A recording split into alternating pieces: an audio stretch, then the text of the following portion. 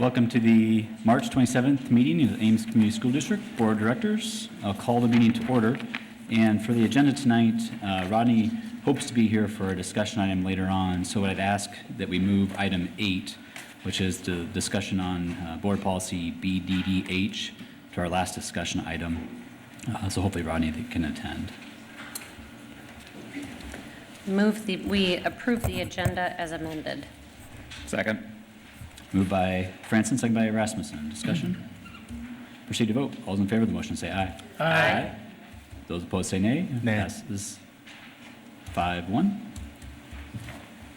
Director Franson, would you please read the mission statement? The mission of the Ames Community Schools is to ensure that all learners develop the knowledge, skills, attitudes, values, and personal esteem necessary to grow in and shape a changing society. Thank you. Our first item tonight is a public hearing on the Ames Middle School stadium improvements. I'll open the public forum. We have no one wishing to speak. Any comments to the office? No? All right, I'll close the public forum and take a motion. Move the board award the contract for the middle school stadium improvements project to Woodruff Construction LLC in the amount of $1,028,831 for the base bid and alternates 1, 2, 3, 4, and 5. Second. Moved by Esposito, second by Franson. Discussion.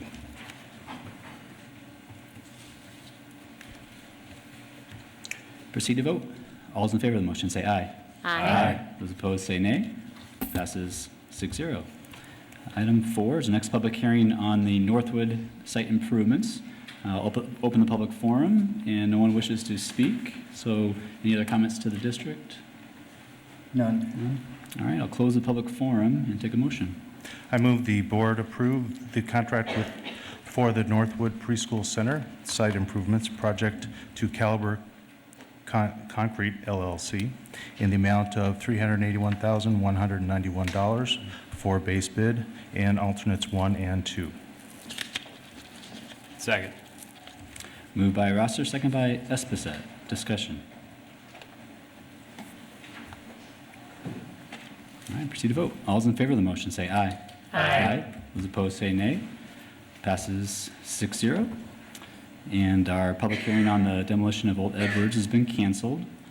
So moving on to our public forum. I did send the board a statement I prepared. We've received quite a bit of feedback on the resolution that Board Member Rosser proposed. So I was going to read this first before we go to the public forum. There's been significant community interest in the resolution Board Member Rosser proposed to the school board on February 13th regarding immigration status of students and staff and potential interactions with law enforcement officials. There was consensus among board members, supported by district administration, to review the resolution at a subsequent board policy committee meeting. The overarching purpose of the review is to make sure that district policies and procedures protect our students and staff's rights while maintaining a positive educational environment that at all times adheres to federal and state laws. The school board is a nonpartisan body whose purpose is to maintain policies that allow all students to receive the highest quality of education available. The proposed resolution does not establish any policy and can be construed as a political statement to establish a sanctuary status. It is more important for our students, staff, and parents to understand approved district policies should provide assurances on the way in which the school district will interact with law enforcement officials while maintaining respect for all. Later on in our meeting tonight, Dr. Taylor will be providing a draft policy to the board. The draft policy will be reviewed by our board policy committee with the intention of formal discussion by the entire school board on April 10th and action on a proposed policy on April 24th. I feel the development of a policy is the appropriate way this governing body should address the relevant issue. The Ames community will always be an organization that values diversity. In my experience, this diversity is a strength of our school system, which is manifested daily in positive interactions of students and staff. The district's You Belong Here statement provided on January 31st was a wonderful testament to our values as an organization and the larger community. So with that, we'll move to the public forum. We have no one wishing to speak tonight. Luke, I'd like to address your comments real quick before we move on to that, if you don't mind.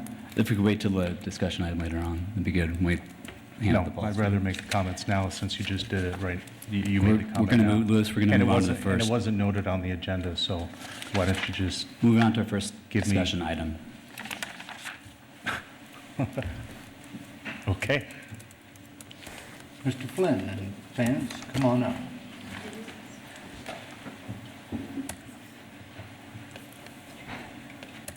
This is a presentation by the Meeker staff, and this is Mr. Flynn and three of his staff members. Carl's going to try and help get this set up here a little bit. But Meeker, as part of their school improvement plan for 2016-17, thank you, Carl, adopted a program called CARES, and I think the board has some information relative to that particular program. It's really kind of an offshoot of what we call responsive classroom. And for those in the audience who are curious, every morning in our building we go with responsive classroom, and it's really an activity where students are getting to know each other and sharing.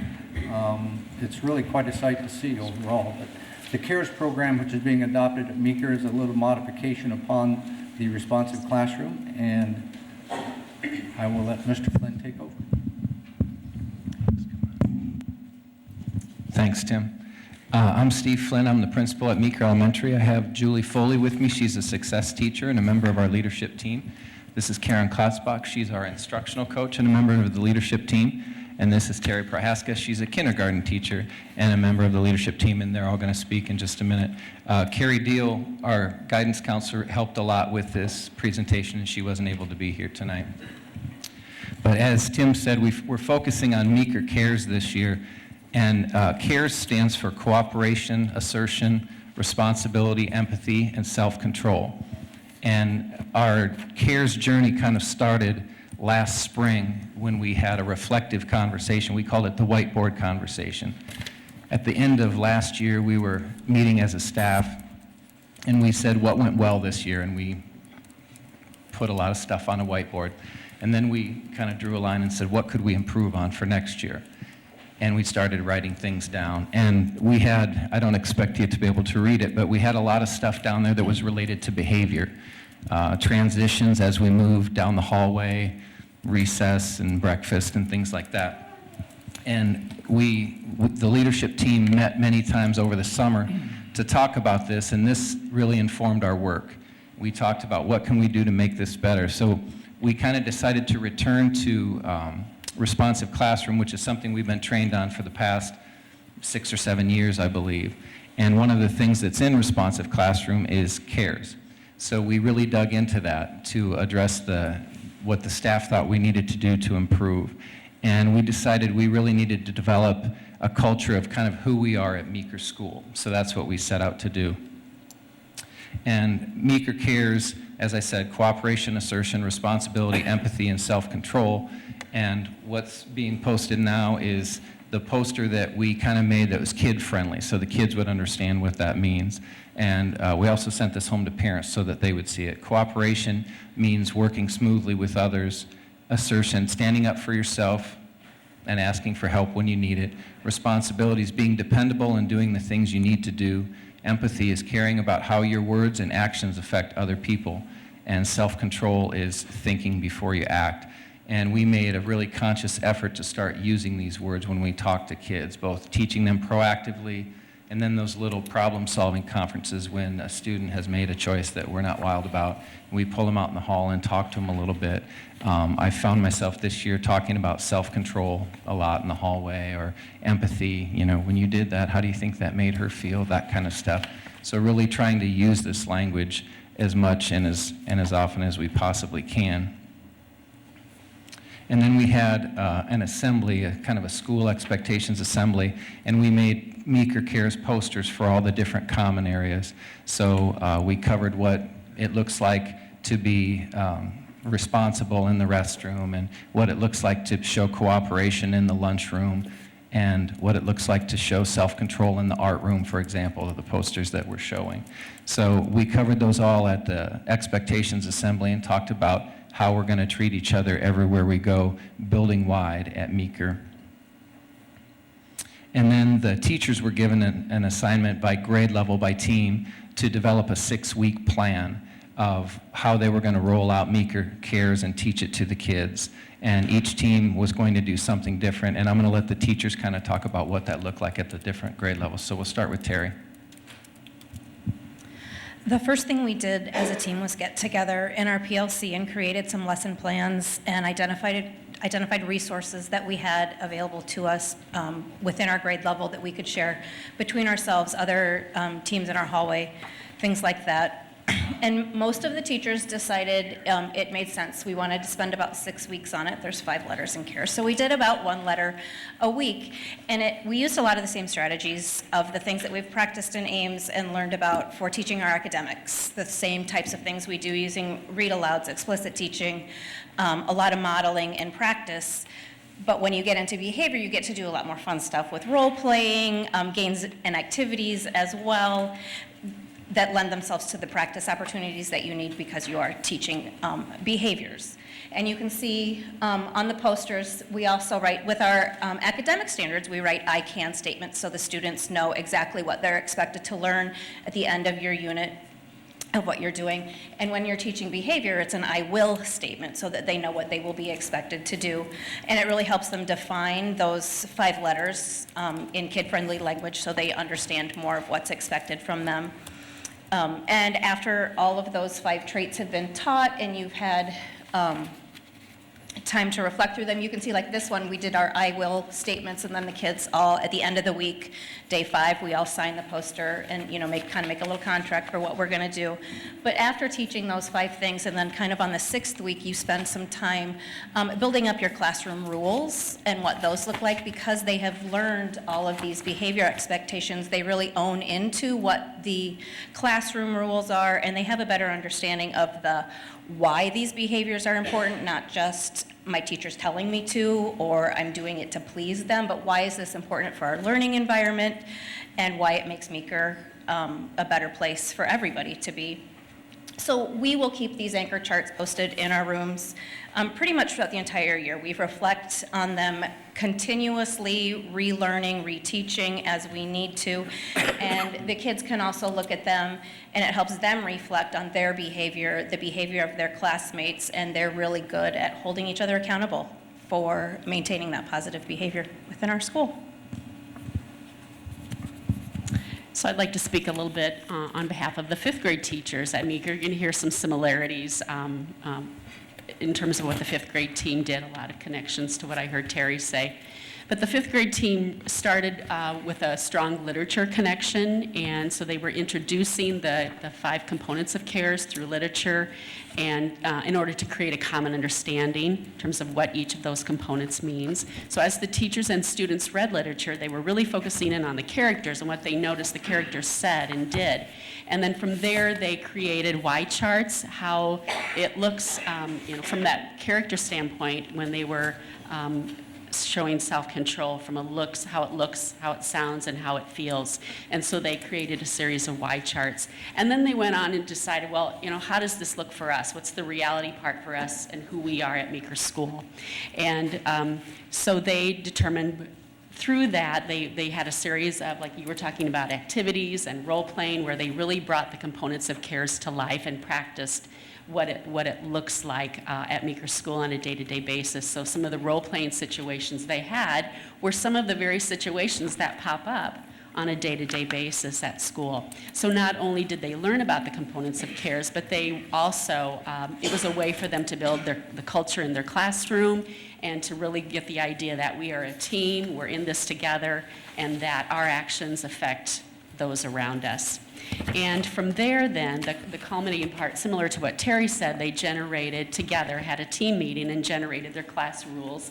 And you can see the slide on the screen there. They chose to establish a rule around each of the 5 components of CARES, and then they pushed it even further and took a look at some of those potential consequences around each of those components as well. And again, you'll see this poster continuing to hang in their classrooms for those teachable moments when children need reminders and redirections around behavior choices, but also to reinforce the desirable behaviors as well. So in addition to the proactive teaching of these things, we also decided we wanted to put in a closing circle. We've had a morning meeting now for a long time, and a morning meeting is what you think it is. We get the kids together to start the day, and there's a greeting and an activity, some sharing, and we just look each other in the eye and say each other's name and say welcome to school, and we're going to have some fun together. At the end of the day now, we've put in closing circle, which is a time to look back on the day and reflect, and we specifically said we want to use that closing circle as often as we can to reflect on how we did with Meeker Cares, and Julie's going to talk about that. So teachers can pull their students together at the end of the day, and typically the teachers in the morning say, think about how you can show self-control throughout the day, so you can talk about it at the end of the day and reflect on it. So here's a classroom at the end of the day, and the teacher's just asking, how are you showing cares today? How are you showing cooperation? Or how did you? And kids will raise their hands and give examples. And sometimes their example covers many of the different letters for cares. And this happens throughout the day too, as teachers are walking down the hallway saying to their students, you know, how are you showing self-control right now in the hallway and stuff. So it's a constant reflection thing, but it gets the kids in that mindset that this is a continuing thing, that we're not just, you know, introducing it and being done with it, but this is ongoing and embedded throughout our day, every day at Meeker. So after teaching it at the building level and having each team and each teacher kind of talk to the kids about it, we talked a lot about what are we going to do to keep it alive. We don't want to just kick off Meeker Cares for the first 6 weeks and then forget about it. So we kind of have had a lot of things going on throughout the year. One of the things, we got the PTO to buy us Meeker Cares t-shirts, which look just as good on adults as they do on kids. And we picked the colors on purpose because we wanted them to be noticeable. We put the acronym on with periods behind it so that people would say, what does CARE stand for, and that kids could talk about it. And we also thought on field trips, it's pretty easy to pick out the Meeker kids if you all wear your Meeker Care shirts. So we want to thank the PTO for doing that, and we've had some special occasions where we've all worn them together. The hallways, we had Kathy Van Pelt, who's a media helper.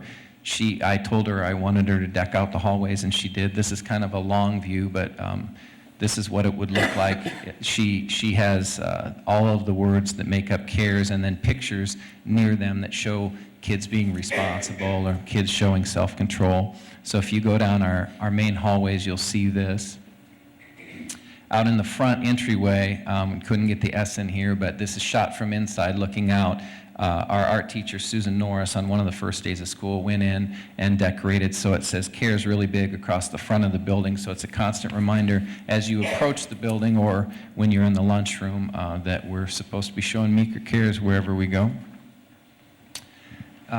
This came in a little bit later. Karen Klotzbach and Susan Norris, again, our art teacher, got together to brainstorm, how can we keep this going? And we just put one little word is what we called it, but we have calm and kind, and they're really big. When you're leaving the building at night, you can turn around and see them are still lit up from 20th Street. Just as a reminder, these aren't the words of CARES, but calm and kindness is certainly part of what we want the kids to do, so that's a constant reminder when they're in the lunchroom that we want them to be calm and kind.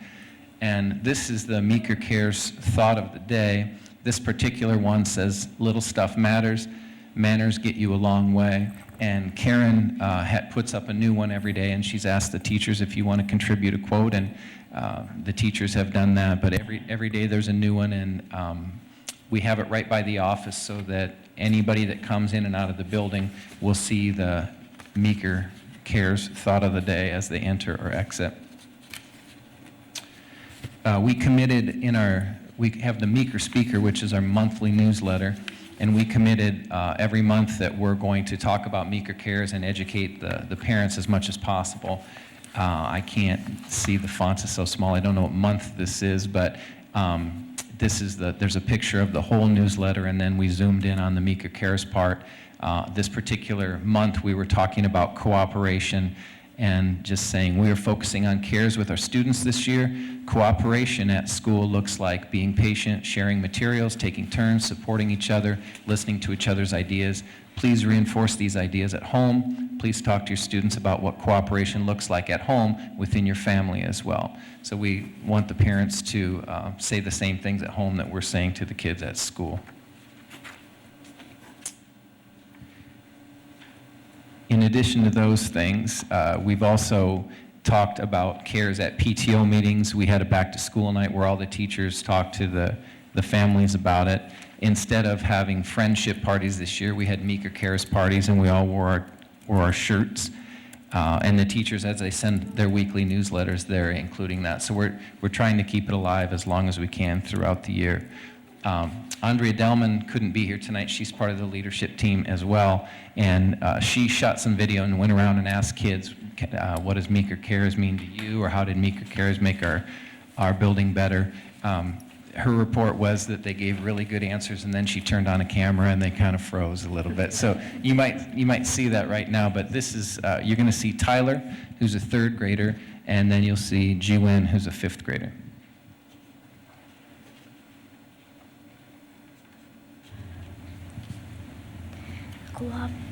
Cooperation helped me learn to listen to other people's ideas, and assertion helped me to stand up for myself if I need to, and responsibility helped me to respect others, and empathy made me learn to help other people when they get hurt, and self-control made me learn to not mess around.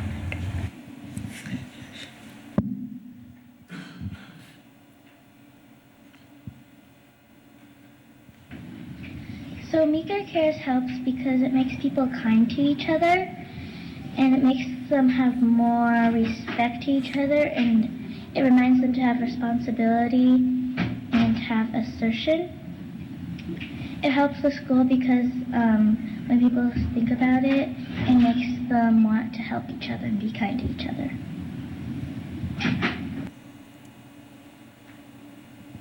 And then our last slide, I hesitate to put this in here because this is the kind of thing that makes Karen Klossbach start crying. But we had, she's the one Karen's been putting up the thought of the day at the front of the building. And a little girl, Sophia, a 1st grader, spontaneously, unsolicited, just made one and brought it to Karen. And it says, use Meeker Cares forever, be calm and kind. And it's got little hearts that say Meeker. And she brought it to Karen. So that's not just posted as a thought of the day, that's just posted forever. It's going to be up all year. So do you have any questions that we can answer about our Meeker Cares initiative? I just applaud you for this initiative. I think it's great to show those social skills to our students, so that's fantastic. Other comments, questions? Do you have to make a conscious effort if a kid moves into the district, into Meeker, to initiate them into this? I mean, what do the teachers have to do to get that done?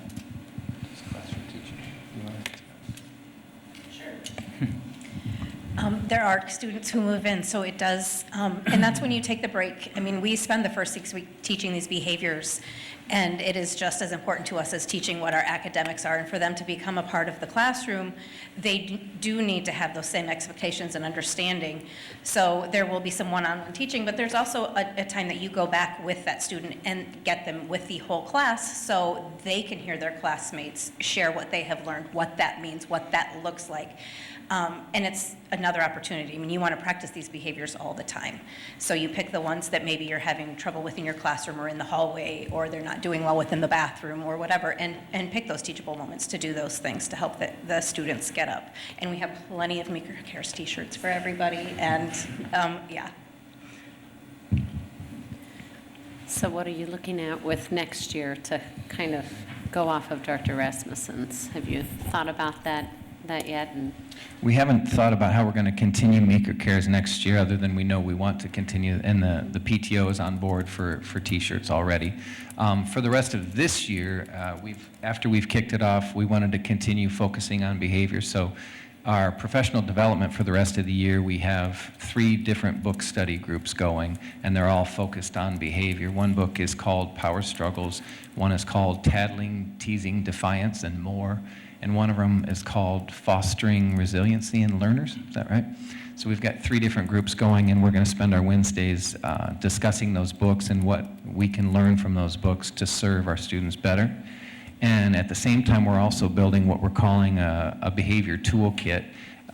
We have a techie young teacher that's helping us put together kind of a website, and teachers can contribute ideas to that and also steal ideas from that. And we're in the rough draft stage right now. It's still pretty sketchy, but we're hoping by the end of the year that we have something there, and then the idea that we'll build on it. But if a new teacher came into Meeker, for example, there would be a nice toolkit there showing what we've done and what we want to do. So we've only planned through the end of this year, but we know that we do want to continue it next year. Are you looking at any comparative data in terms of, I would think for you in terms of some behavioral stuff, have you entertained the idea of making comparison of past year's data compared to this year's?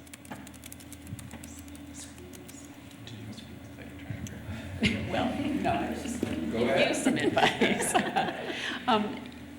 In terms of from last year, can't speak to that, but we did initiate a behavior screener at the beginning of this year, and so we gave it at the beginning of the year, mid-year, and at the end of the year. So that's the data that we have right now that we could connect, I think, to this initiative and to the work that we've been doing this year around the common language and the common expectations that we have.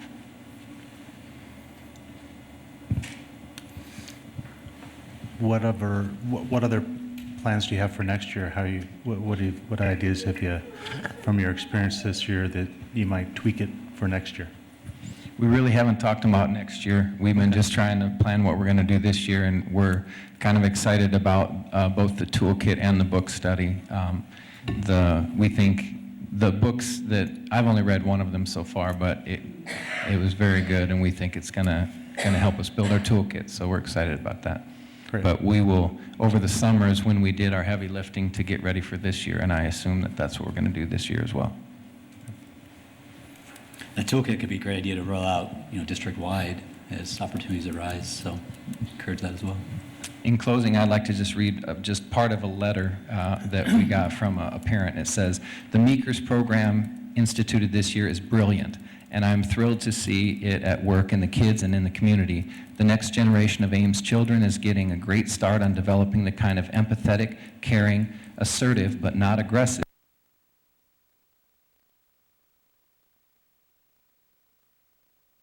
mother, a retired teacher, marvels at what my kids know and can do. And it isn't that my kids are something extraordinary or even a grandmother's bias. It's the education they're getting that's awesome. And that education is awesome because of our teachers." So that really meant a lot to us. Great. Thanks for the presentation. Thanks. Thank you. All right, moving on to our next item tonight, it's the sale of the maintenance building. Dr. Taylor, if you want to provide an update? I think between Chris and I, we can catch you up on this one. As the board knows, but the public may not, we actually began a process last September of working towards the sale of 3 pieces of unused property or property that we don't think that we'll be using in the future. And one of them happens to be the old facilities and maintenance building, which is located at 1621 Wilson Avenue.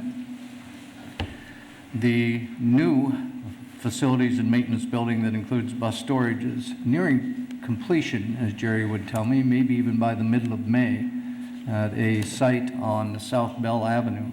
With that in mind, the property at 621 Wilson Avenue is one that, again, we started last September towards sale of that particular piece of property. Our first move was to find interest, and those individuals who had interest in any of our properties were to complete what we called an interest use form. And the idea here was for us to find out as a board who was interested, not only who was interested in the property, but also how they were planning on using it so that we could obviously meet the needs of several neighborhoods for which many of these locations or buildings are located. We then received bids from those whose interest appealed to the board. We did receive a bid on this particular piece of property from a gentleman named Usman Haq, who is an Ames resident and also an Ames businessman in town. He has plans on demolishing that particular building and constructing a single-family home. That being said, the sales agreement, which is attached and the board has reviewed, has also been reviewed by Mr. Hawk and myself. There is only one piece of language that we may need to change, and that will be a determination that will come up later, and that really comes back down to conditions whereby Mr. Hawk can have actual ownership of that particular piece of property. The original agreement indicated December of 2017, but we're way ahead of schedule, so we'll be working with Mr. Hawk to get that particular item changed. If you've got any questions, much later within our particular agenda, we'll come up with a board directive, and that board directive really tells the administrative team and staff to proceed with the sale of that particular property. So it's a directive coming up later on. But between Chris and Jerry and I, we're here to answer any questions that the board may have relative to this sale. I would add that we have talked to the city. City leadership is aware of the sale, and since the underlying is residential, they're supportive of it moving forward. So City Council, when last we met, asked to be apprised of what's going on. So we continue to stay in contact with them. And maybe for clarification, the item on the agenda coming up is to set a public hearing. Correct. For the next meeting. It is not approving the sale tonight. It is setting the public hearing, so. Much like we do when we accept bids, we have to set a public hearing on those, and then there'll be a motion following the public hearing for the particular sale. Correct. I suppose everyone knows what I'm going to say, and that is basically that I admire all the work that was done. It was nice to find an interested purchaser, but I continue to believe that we should be auctioning all of our properties. Any other discussion? All right. Moving on. Committee reports, updates from what was provided.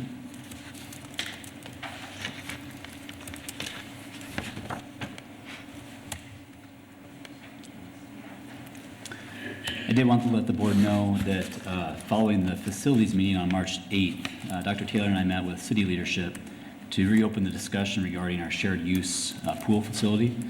We learned at the facilities meeting that we have some flexibility in how we pay for pool access in a lease scenario. Most importantly, we could use $1 of PEPAL money to cover a long-term lease, and if there is support from the community to construct a new city-owned facility, currently be considered a Healthy Life Center. Under this scenario, the city would construct a pool and the school district would be a tenant with priority scheduling. The details of the agreement are currently in development, but would likely include a capital contribution and ongoing operating expenses in this long-term lease. The Facilities Committee agreed that it would be worth exploring a joint venture as an option as we continue to explore the pool issue. I know the city will be initiating a feasibility study in the next few months, so the timing of this discussion is advantageous, and we will continue to keep the Facilities Committee and the board apprised to our discussions. But again, it's the hope that we can find alternatives to having to pay for the operating costs out of our general fund, which we use to pay for staff and a lot of our expenses. So that's an update on that front. I think one of the key items here is that, of course, we currently use our general fund to support the operating costs along with our partnership with the city. If the city were to build a particular pool, we could use 1 cent sales tax if there were clauses within that lease agreement relative to sharing the cost of the operating costs for that particular building, which would then free up for us somewhere in the neighborhood of $50,000 to $75,000 per year for our general fund. So it does have some great advantages that way. One of the perhaps disadvantages is that this facility would be owned by the city. It would not be located on school property. But some of our conversations with ACAC and other people within the community seems to indicate that that's not that big an issue. But we're moving down the road and exploring at least lease options with the city, who is in the process of putting together a Healthy Life Center. I would just like to comment on that. I do have some concerns related to that, and I'm very interested and open-minded to hearing as how our conversations go. But I will qualify that, but the concern that I have is that we are going to be using that lease situation, and if it's off school property or not adjacent to the high school property, it totally negates any use for educational use of the swimming pool. Right now, our primary use, yes, is for competition, and in that scenario, the competition would continue. But currently, our special ed students use the pool throughout the week for their gym classes and exercise. And also, I believe the high school is looking at doing a lifeguarding course in the future, if not next year, the following year. So, I do have a little hesitancy. It'd be great if this Healthy Life Center is going to be built adjacent to the high school property. That would work great. But those are the only concerns that I would echo right now from some others that I've spoken to in the community. And from an educational standpoint, our primary responsibility is to our fiduciary responsibility is to the district and for that facility to be used primarily for educational purposes and those funds. So, that's where, I want to keep an open mind. I think we can definitely work together with the city on these things. That's something I've said from the very beginning. But I do want to point out that if it's not adjacent to or on high school property, that's really going to mean that the pool's only going to be used for competition and not any educational opportunities for our other students. Would it be possible to ask for documentation of exactly what educational purposes it is used for currently and what potential educational purposes that Principal Evans is imagining he may want to add? I mean, I know he's had discussions that he may want to add some, or that he would at least look at it or whatever. I'd like him to weigh in on that, I guess. Absolutely. Thank you. Hey, Luke, I needed to bump out of the Facilities Committee meeting before the conclusion of it. So does the city have some idea of timing on their evaluative process in relationship to this? So likely the city council will be directing the city manager to move forward with the feasibility study. And talking with Steve last week, he was saying it's a 4 to 5 month process to get that feasibility study back. So the question is, I'd like to build momentum, but the key is they needed to know if we were in or out. And since we learned about the lease scenario as an option, I thought it was worth exploring. So likely there'll be city direction tomorrow to move this feasibility forward. Likely Dr. Taylor and Steve will be meeting to discuss what the needs will be probably in the next 30 days, so they can then push that out. So again, there needs to be some impetus to move this forward, but that's the time frame that city manager provided. Am I remembering this wrong? Did we not ask for the city to clarify if they were in or out at our joint meeting, and give them a timeline to decide if they were in or out, and that timeline is and we're way past that timing? I think there's been more encouragement by the council members to re-explore this, since that last meeting was last summer. That's what jump-started them to get. Yeah, and I think involved. there's been more community feedback to the council members to reopen those discussions. So, Well, that would back my individual discussions with council members. My feeling is that the people of this city expect the two of us to get along and figure out how to make this work. And we've put a lot of effort into making this work. And so I guess, I mean, you know, if we're way past the deadline we gave them and they're willing to come to the table now, that's great, because that's certainly what the people of this town expect us all to do. And we've tried, so now that they're trying, I'm fine with another delay, you know, given that I figured my 22-year-old swimmer would swim in a brand-new pool in this town, and now I'm pretty sure that my 15-year-old will never swim in a brand-new pool in this town, so that's fine. I'm okay with another delay. But I think as we look at, obviously, we're looking at our high school, and we've got a timeline laid out. As we overlay this with that, being sensitive to that and continuing to work through things, so. And get it right. I mean, if this gets us a better facility accessible to the future swimmers and the, you know, it's a 40 or 50-year decision here, so it's about kids that aren't even born yet, so let's get it right. And to Lewis's point, potentially, as part of the high school, we could maybe figure out how it could sit on our site. You know, that'd be something I'd like to explore. If we can, we can, but it's at least worth a discussion. Please. Other updates? All right, moving on to the certified budget. Chris?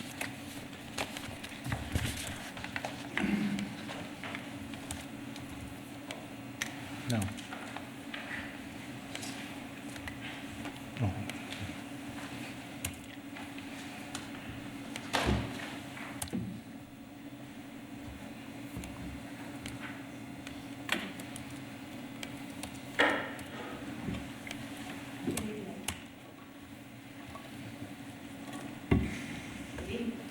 Hopefully that's on now. This is our first look as the board at the certified budget. I did present the main numbers to the Budget and Audit Committee at the beginning of March. And Mr. Talbot, you'll find there's just one slight change because at that time I didn't know what income taxes paid was. So that's changed our cash reserve levy a little bit, but otherwise it's all the same information. The good news is the legislature set allowable growth much earlier this year. The bad news is that it was 1.11%. That generated an additional $73 per student. That was really small. See if I can learn this new camera. There we go. That generated an additional $73 per student. That ends up generating about $362,000 of additional revenue. We did have 45 more students open enroll into the district, which generates just under $300,000. And then the 1.11% is also applied to all our categorical funds as well. So when you add all those together, that ends up being new revenue of about $740,000.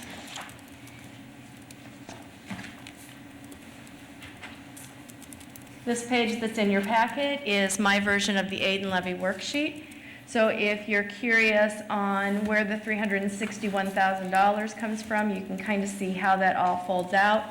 We start with all of our funding for all of our programs, generating $683,000. $321,000 of that is reserved for special programs like special ed and dropout prevention, the TLC grant, and so forth. And then we get down to our regular program, and you'll notice the $361,000 that matches the page before. Again, we added open enrollment and some of our categorical funds that we can use for salaries and benefits, because that's always what I'm trying to get to, is how much money we have to go towards salaries and benefits. Any questions on the aid and levy worksheet?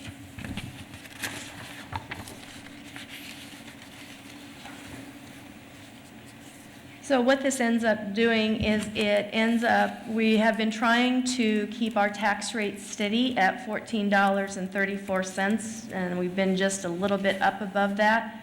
Last year, we had a tax rate of $14.34101. This year, the tax rate is proposed at 14.34089, so a 0.00012 cent decrease.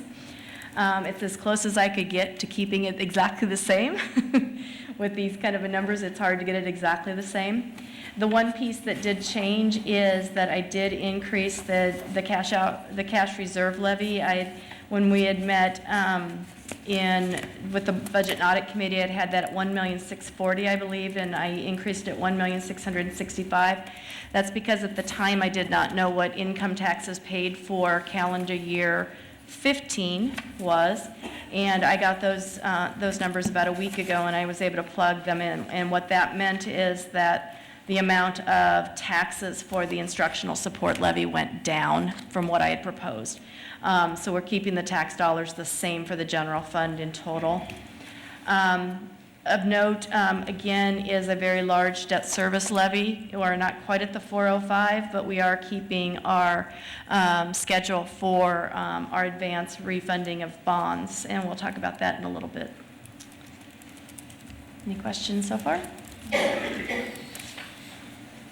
Just in case you're interested in what happened to our property tax valuations. And I noticed as I was talking to Ms. Franson today that I hadn't gotten the years updated, so you'll see I've written in there.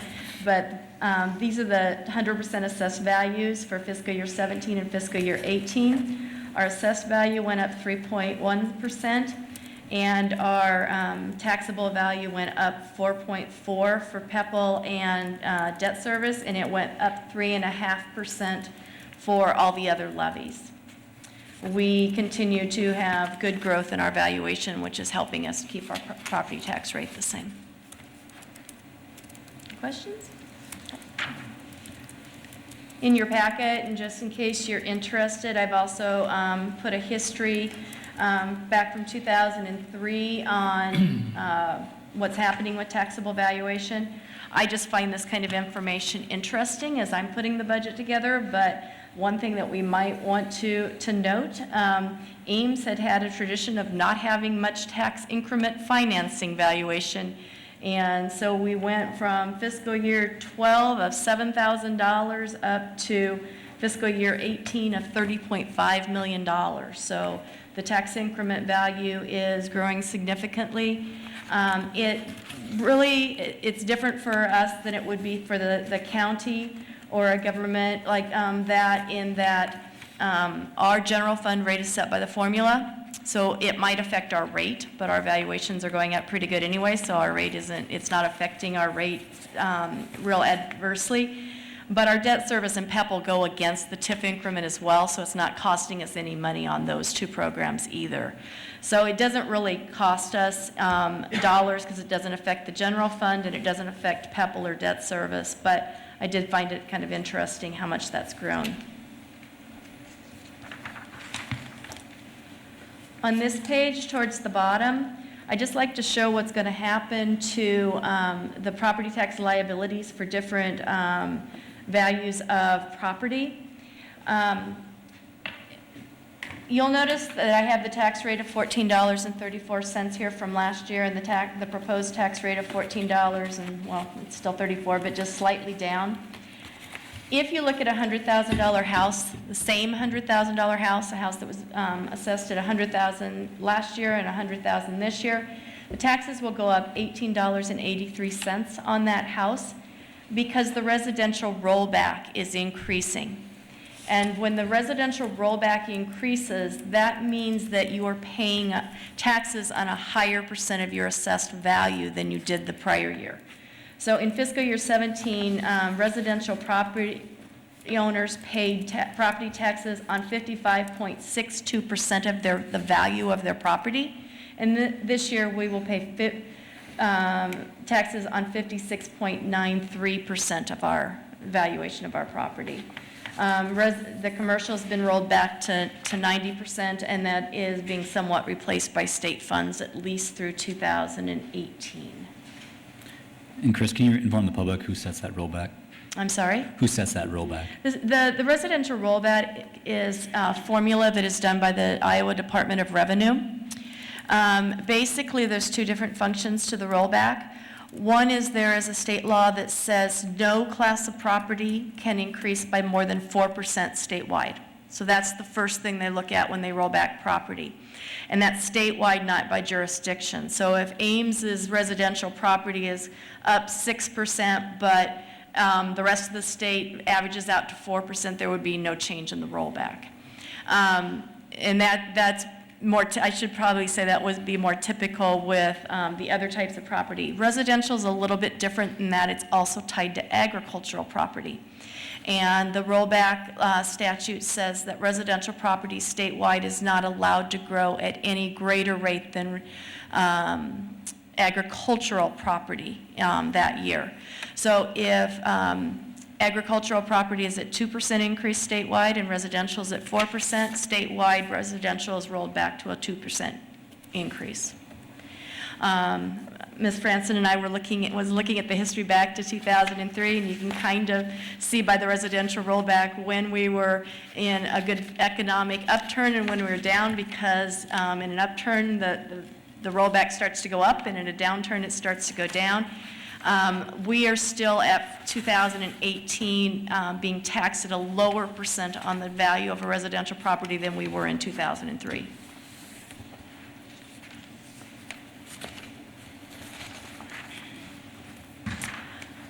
I put this in your packet. I'm not going to spend a lot of time. First of all, there's just a lot of numbers, but this is our unspent budget report. I do believe that we are stabilizing it, and as we made some efforts last year to recoup some spending authority through the special ed supplement, and we're maintaining that. And as long as we stay within our revenues and stay within the spending authority the state has given us, which we've been doing, this year's a little the exception, but we do try if our expenditures are exceeding or increasing at a higher rate than our growth, and we make cuts to stay within that. I believe that we've probably stabilized our unspent authority and are in pretty good shape.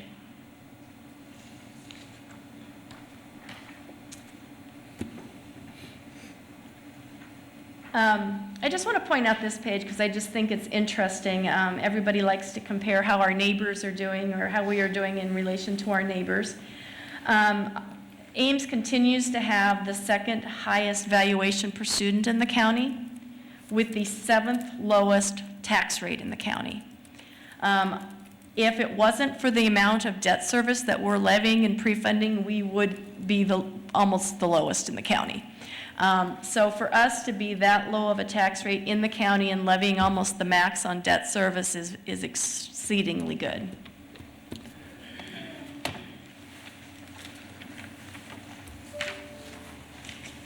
Also in your packet, I just put the history of certified enrollment. Our enrollment went up just under 7 students, so that gives you an idea where we are there. Again, a lot of numbers on our debt service bond schedules. This is in your packet, but it does lay out our plan for pre-funding or advance funding of the debt service.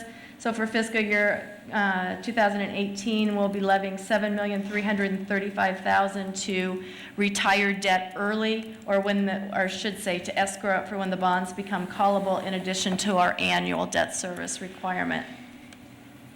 And the main reason I wanted to put that up there was for the important page, because the goal would be as if there would be a major project in the future that we'd be able to do that without affecting our tax rate.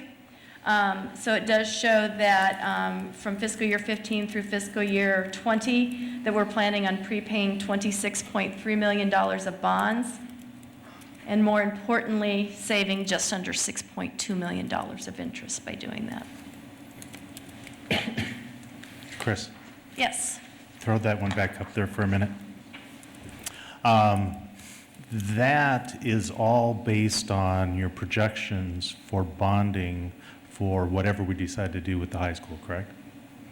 Or any other debt that we may have for the district? The prepaying of the debt is is happening regardless of what happens in the future. Okay. What it does by doing it is it pays off our bonds that we issued in 2012, 13, and 14. Okay. Early, so that it gives us bonding capacity and tax rate capacity if we want to do a major new project. What about any other debt we take between now and 2029? Does that Well, we affect can't do any additional debt without a vote of the people. that? Right. except for sales tax. This doesn't include any sales tax revenue bonds. We could do sales tax revenue bonds, but But if this we is just were- GEO. But if we were, would we be able to go beyond what I'm driving at? Of course, the legislature right now, we have a sunset on the SAVE and unable to borrow because of that. And is that going to be impacted if that doesn't get changed this year? If this, what you're showing us right now, would it be impacted and how would it be impacted? Again, what I'm showing you right here is GEO debt only, property tax based, has nothing to do with sales tax. Okay. So from the impact of sales tax, we're limited on what we borrow for the remaining life of the existing law of the sales tax, which is 2029. So when they extended the sales tax, it allowed a lot of school districts to issue more sales tax revenue bonds because they could go out 20 years. But when the tax first went into place, all we knew was how to do sales tax bonds over 10 years.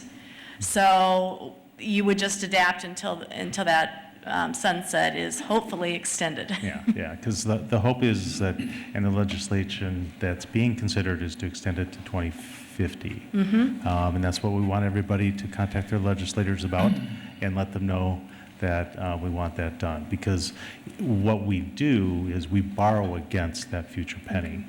And that's why, you know, when I see numbers here talking about 2033, it got my attention. You know, going beyond that 2029, or even beyond further if you've gotten your next chart. Right, so for instance, on this one, these are 2 revenue bonds, and they go out until the sunset of the current. That wouldn't change for these, but any additional ones that we might issue, then we would go out, it's a max of 20 years, so we couldn't go over the 20 years, but we could have either a larger sales tax bond issue, or we could have one that's spread out over a longer time so that we can use the cash as we get it in. Okay, thanks. I think that's good clarification.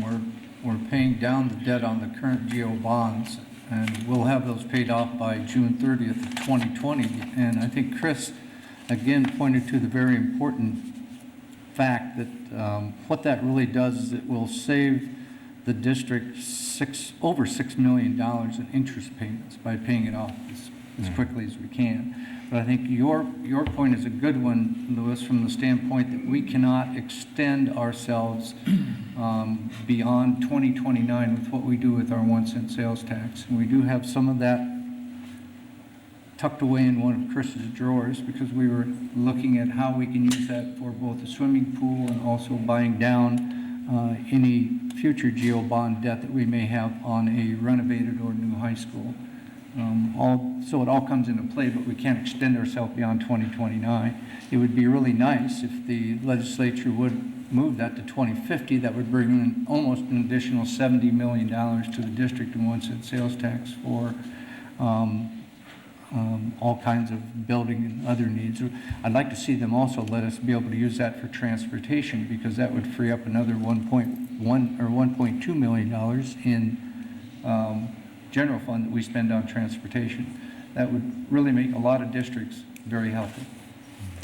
The only thing that I would add is the conversation that you had prior about the lease arrangement. If you were going to either use PEPL or sales tax for a lease arrangement on a potential pool, you are limited to the life of the debt or the tax. So for PEPL, if we get it on the ballot this fall and it's approved, we would have 10 years that we could use that for lease payments. The sales tax, we'd be limited until 2029. Or until it's extended. But we can only use cash on hand for those lease arrangements. We cannot issue debt for the lease arrangements, so. I think one final comment, just perhaps for the public and those that are watching. This is a certified budget that's required by the state. Chris works on this quite hard, and there is a deadline of April 15th that we have to submit this to the state, so that's why we're bringing it forward.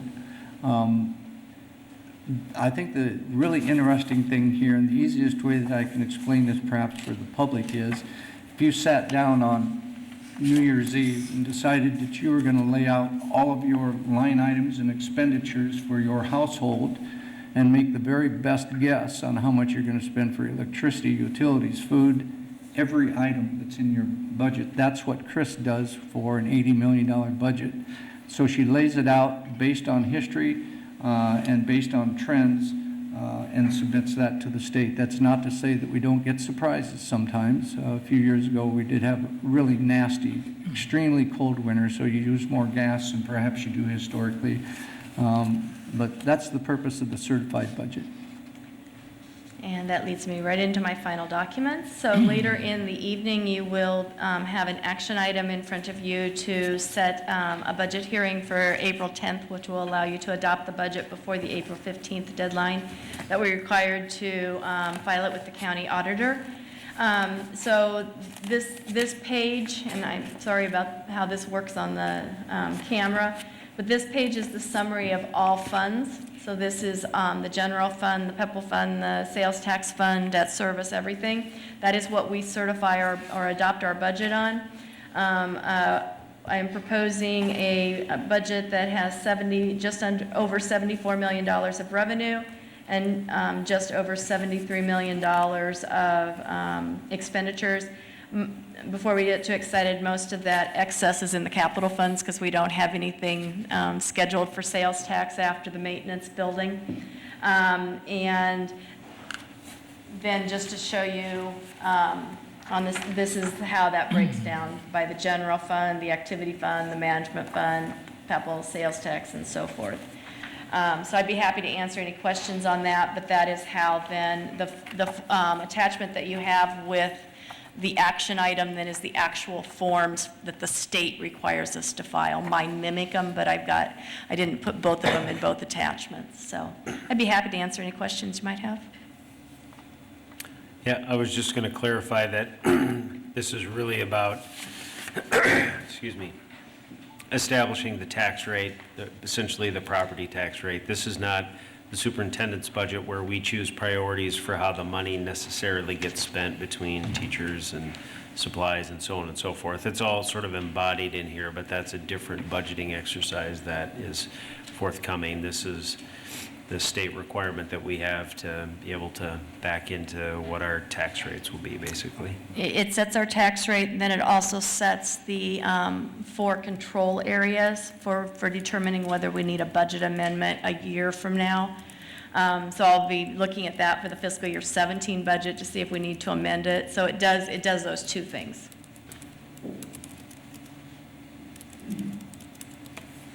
We'd like to thank Chris and Dr. Taylor for putting this together. It's always great to provide stability to our taxpayers here in Ames, so thank you for your efforts. All right, moving on. Next discussion item, Board Policy BDDH/KD, public participation at board meetings. Tim and Rodney.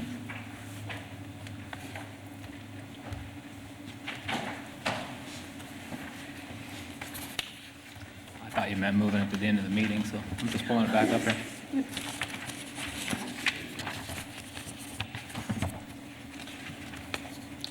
We've discussed this a few times. I've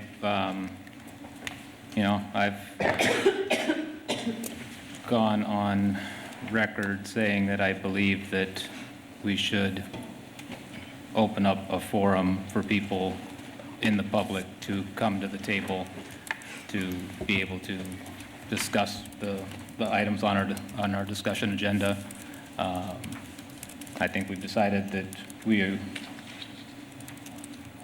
are not interested in this time in opening that up to consent items or action items, but I certainly would reiterate that everything that I've heard from people around town is that they want the opportunity. We have people that are experts in subjects, and I believe that they should be able to come to the table and give us their feedback.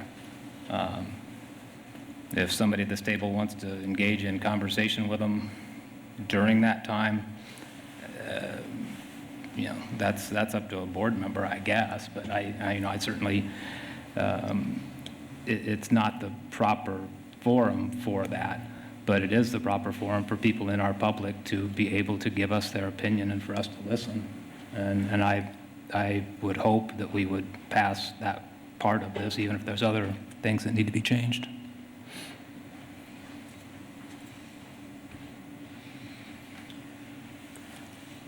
So the way, oh, go ahead, No, go Rodney. ahead. Please, go ahead. I was just going to clarify what I was reading here. So basically, the proposal is that, so tonight we had 5 discussion items on our agenda, for example, and if we would have a discussion item would happen, we might have that from staff, we might have that from somebody else, and then we as a board may discuss or ruminate on that. Then if there are members of the public that wanted, that had something to offer related to that, they would have an opportunity to do so at that time. Not instead of a public forum, which is for something not on the agenda, but there'd be that opportunity for the more relevant inputs, the more relevant ideas at that time. That's really the material change of this. So it makes it a little bit more of a back and forth, whether it's an exchange or whether it's just the immediacy of the item and the ideas in relationship to that item. That's Yes, and I think the last board meeting proved that this is the right step, where we did present some issues at the board table, and then most of the speakers that came that night wanted to talk about that exact item, and it was almost exactly what we've laid out in this policy, is that the public would be able to come up and speak. It wasn't intentional that it happened that way, but that last board meeting showed exactly, I think, the power of making this change, that we can hear from people that are possibly more intimately involved with the topic, or more knowledgeable of the topic, or, you know. And is that going to happen every time? No. Is it hopefully going to happen most of the time? Yes. And I think it has the potential to tamp down some of the rhetoric and to actually get us useful information that we can use to make decisions. Because sometimes public forum isn't always useful. And I think that this step will make public forum more useful, and will make the public comment section inside our discussion items more useful.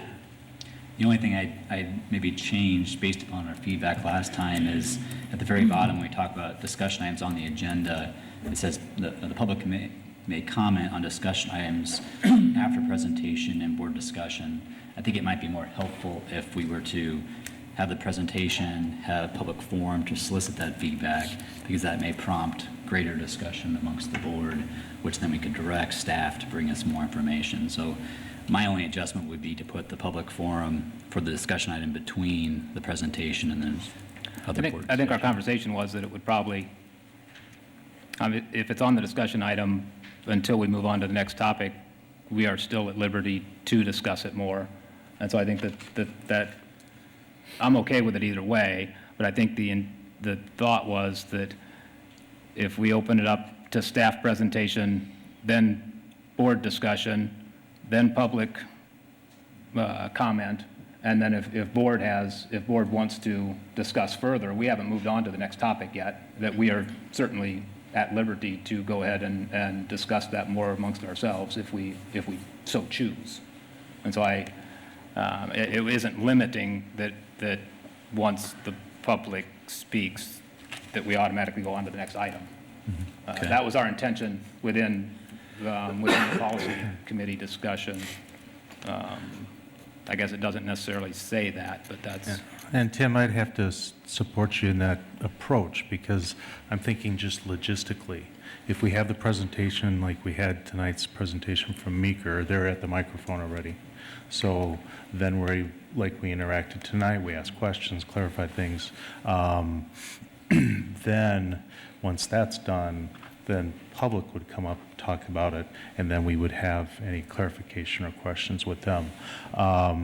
Whereas if you move that around, you'd be asking, the staff or the other group to come back to the microphone. So, it might get kind of awkward or miss an opportunity for people or the board members to ask any questions of clarification.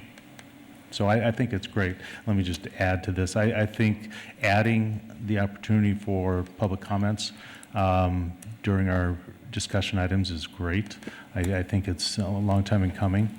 I would be concerned about the very last statement in here where it says, therefore speakers from the public shall not expect to engage in conversations with individual directors. I would rather have the language that is currently in our policy that says the board may ask questions for clarification of those individuals. In addition to that, this proposal related to public forum, I would like us to retain our current policy that states the board may ask questions of clarification of individuals that come and speak to us during public forum. I'd rather not have that completely stricken out. I think we really diminish the opportunity for people to come and speak during public forums when all it is a one-sided thing. They come, they go to the mic, they say something, and we all sit here stone-faced and listen. Our current policy states that board members can ask questions of clarification regarding what they say. And I think that's a much healthier way to approach communication, and I'd like to see that maintained in our policy. I don't think the wording of this says that you can't. It's striked out. It doesn't. The fact that Well, it's you're talking striked about that out last doesn't sentence. create an omission. It actually just removes the language and specifies or puts preference on the language that gives guidance that we're not here to have the discussion with them. As far as what you're asking for, you're looking for more of what I believe to be a rules piece of it to give further clarification for our understanding of how to apply the policy. I don't have any issues with asking a question for clarification purposes, but as the policy now states, we're not trying to engage in that discussion with people. We just want to hear what they have to say. If we need clarification, just like we would with the presenters who would ask for that clarification, but that doesn't necessarily need to be something worded in policy. That can be something that's put with regards to rules to give greater depth of understanding how to apply it. No, I disagree. I think it needs to stay in the policy. Otherwise, people think the policy means something else. So I would like to see it stay in the policy. Thanks.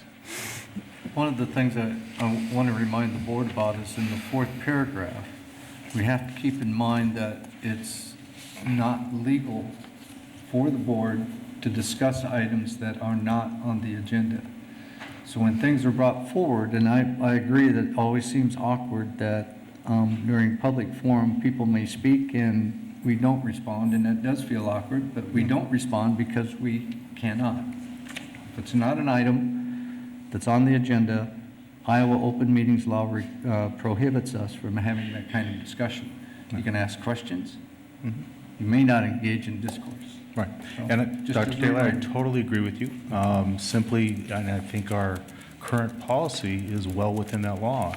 If somebody comes and makes a comment during public forum, an expert in some area of education, and one of the board members wants to ask a clarification of what they're saying or a point they're making, I think that's well within the law. So that's all I'm saying. I'm saying I think we should stick with that short verbiage in there. As a matter of fact, what was in there, it said may discuss an item and ask questions for clarification.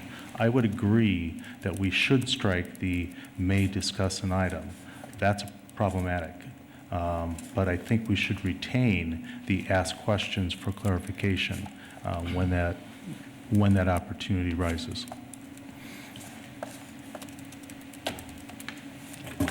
Going back to that last, I thought you pointed out that last sentence on the whole policy, didn't you? Your original comment that you're talking about that last sentence, therefore speakers shall not expect to engage in conversation. Isn't that what you brought up? Correct. Yeah, I just don't think it's really necessary. But that's what I'm saying is that sentence doesn't mean that it can't happen. It just says that they shouldn't expect it. I personally don't like, I would make that change. I would agree with what you're saying. That sentence doesn't exclude that we can ask anything that we so choose. It just says that they shouldn't expect to. Personally, looking back at it, it's not a well-written sentence. It's writing to the negative, where the one that you want to put back in there writes to the positive of what we can do, and that's what it should say. So let's talk about what we can do, and if everybody's in agreement that we can ask questions for clarification, then let's change that sentence to put that back in there. I'd rather hear what we can do and not what we can't do. Yeah, and I agree with that. I would say if we just restated, because you're talking about two things. You're talking about public forum, and then you're talking about discussion items. So if we just restated that sentence in the same form in each section. We want the format to be the same in both sections. Correct. And so the question would be, there isn't a question, never mind, because to follow this the way we should do this, the policy committee is going to come forward with a recommendation with the rewritten policy at the next board meeting, and the 7 of us can either vote it up or down, and that's the way this should happen, because we can't make that decision tonight. So as a policy committee, I'll take your suggestion under advisement. Rodney and I will discuss it. We'll decide if we're going to put it in there, and then that will get brought up at the next board meeting. If you don't like the wording that we come up with at that time, make your motion to make that revision, and if it wins, it wins. And if we make the revision in policy meeting, then that's the one that'll come forward, and if somebody else doesn't like it, they can make the motion to scratch it back out of there, and if that wins. I'll help you out and send you one tonight. Please, yeah, no, we've got a couple weeks to get that last little rewrite. I'll take that under advisement, and Director Briggs and I will make the decision on what policy we're bringing back forward for the vote. I continue to believe that this is the worst possible forum to have discussion. That being said, I recognize that we need to do something to have more interaction. So, how do we do that? What I would like to see done is for the policy committee to bring forward what they believe is appropriate. It doesn't matter if we're not unanimous on our vote.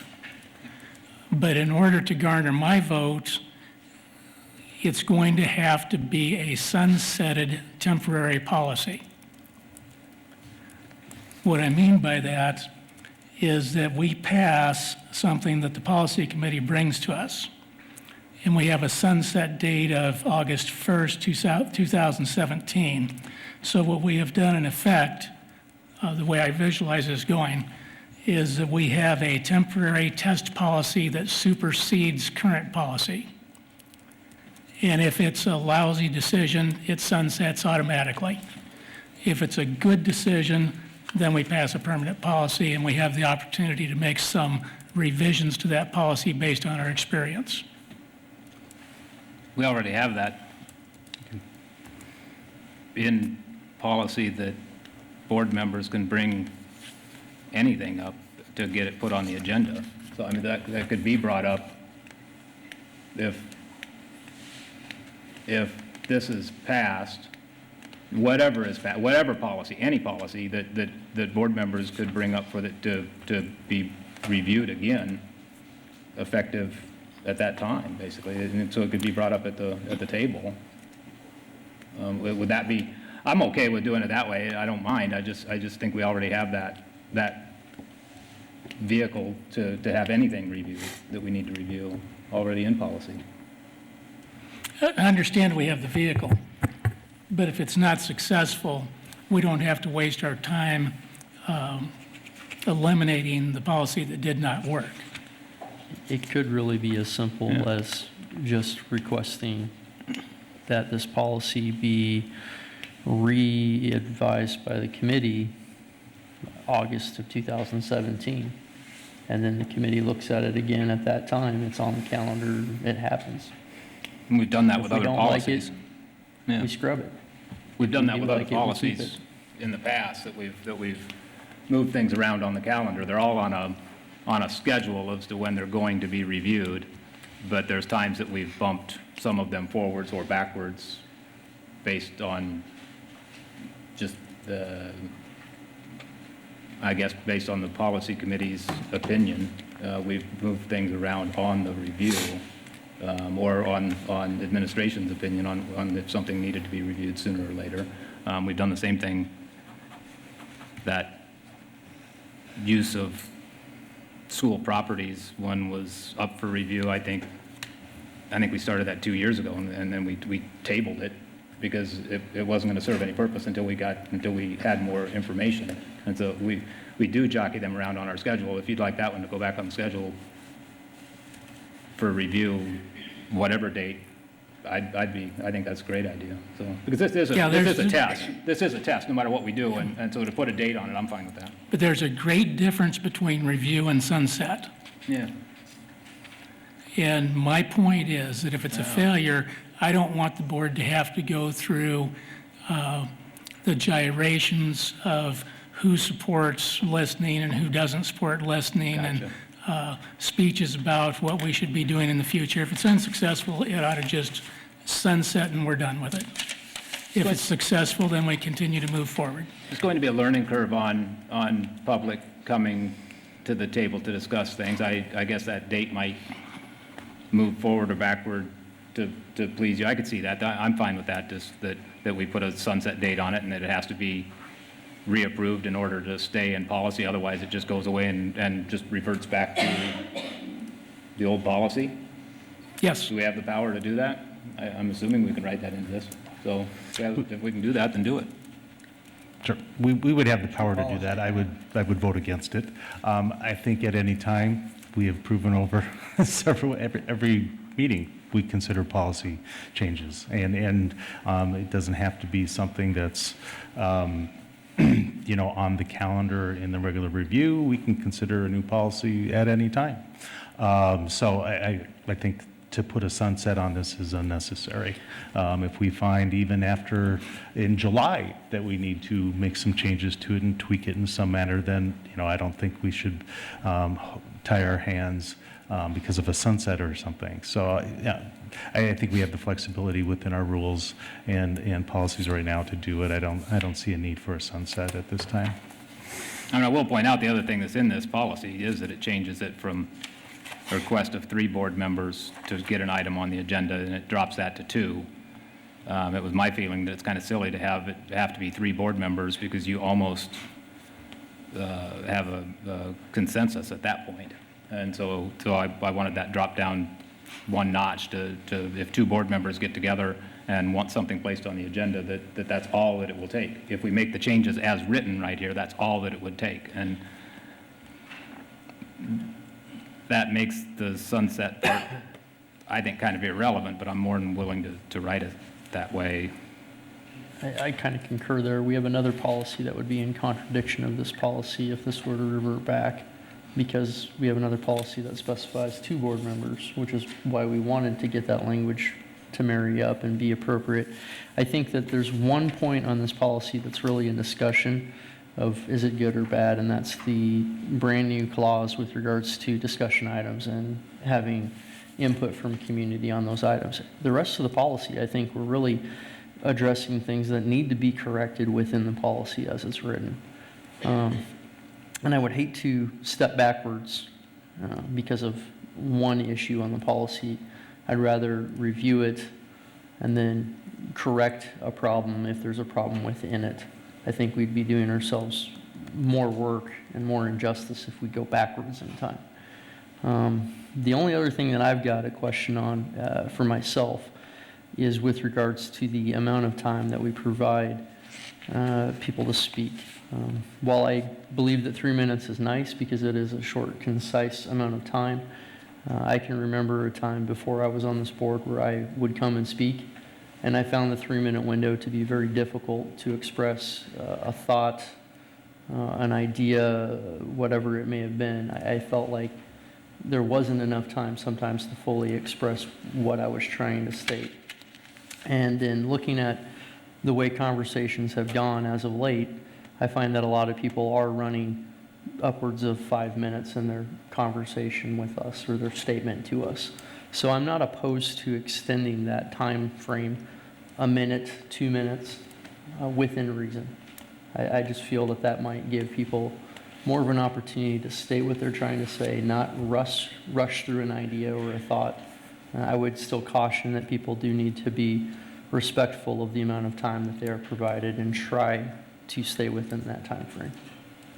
but I would kind of like input as to whether or not that's a way to move forward as well.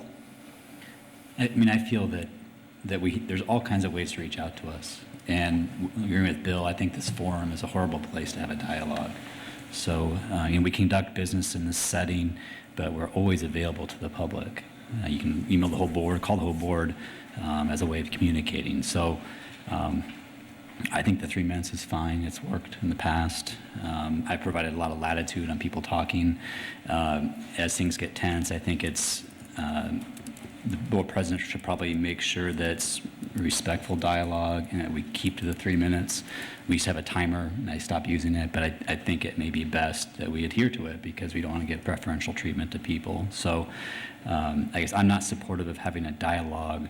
The other thing as I struggle with is the board president's going to have to then moderate whether it's a dialogue or a question that's being asked. That can really easily turn into a dialogue. So I'd much rather have the discussion with the public in a more personal way that's not at this forum. I think it's very appropriate to receive feedback, but I don't think this is the best mechanism to do it. So I agree with the proposal as presented.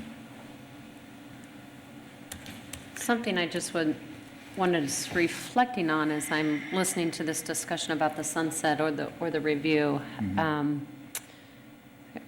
I like the idea of maybe identifying a time that we will review this for the public as well.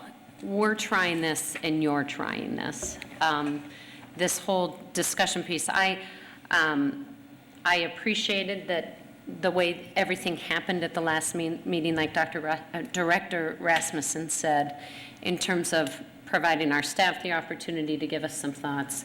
We were able to have some discussion, but then to be able to have the public come up to hear maybe some things that maybe inform some of the comments that they were going to make. So I feel that that is a really helpful framework, but I do want to, because this is a change, I would like to encourage us to think about, okay, in August or whatever, I don't necessarily need the sunset, but let's review it. Let's be intentional about coming back, so that is a commitment to the public to say, this is when we're going to review this, and help us understand if you're feeling like this is meeting those needs. Understanding I am not supportive of the discussion for the very things that have been mentioned in terms of this framework and this setting is not conducive to that, but it is definitely an opportunity for us to hear from the public on specific topics, whether it is on the discussion items that are on the agenda or in the public forum. Any comment, Mike? Pardon me? Any comment? Yeah, I think the way this proposal is articulated, I think is pretty decent to the topic of 3 minutes. I've seen chairs in my day extend a little more latitude to people when we have 2 people lined up to speak as opposed to 14 lined up to speak, and that's a little less about us and a little more about all the effort and intentionality that community members are having. So I think three minutes is a decent starting point, and as long as the chair is reasonable and folks are reasonable, it's about not just respect for us, it's respect for everybody that's taking time out of their day to do this. So, I think